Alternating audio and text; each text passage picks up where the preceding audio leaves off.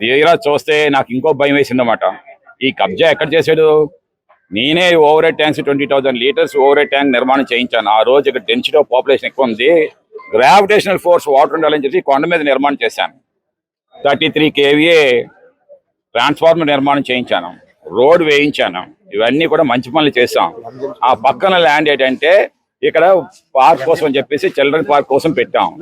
ఇక్కడ కూడా ఏంటంటే ఒక కళ్యాణ మండపం కడదాము, ఒక కిందన లేడీస్ జిమ్ పెడదాము, పైన జెంట్స్ జిమ్ పెడదాం, పైన కళ్యాణ మండపం పెడదామని చెప్పేసి చక్కగా చేసాం. కానీ but not near to the overhead tank. Why?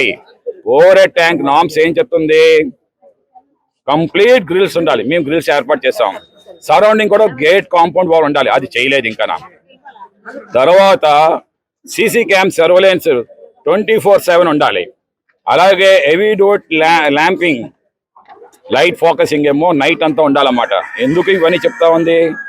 ఎప్పుడైనా ఎవడైనా ఏ పోక్రియవాదమైనా ఏదైనా చేస్తాడని. అక్కడ ల్యాడర్స్ ఉండకూడదు.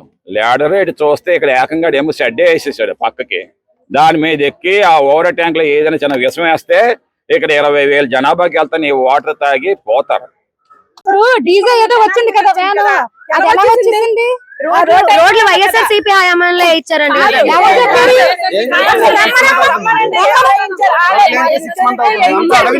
దీనికి డబ్బులు తీసుకుంటున్నారు.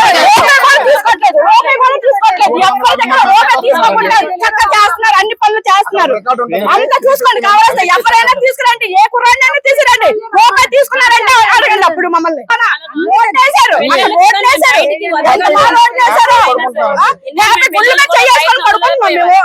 ఇప్పటి వరకు ఎంత రాళ్ళు చేసాలు తాగేసి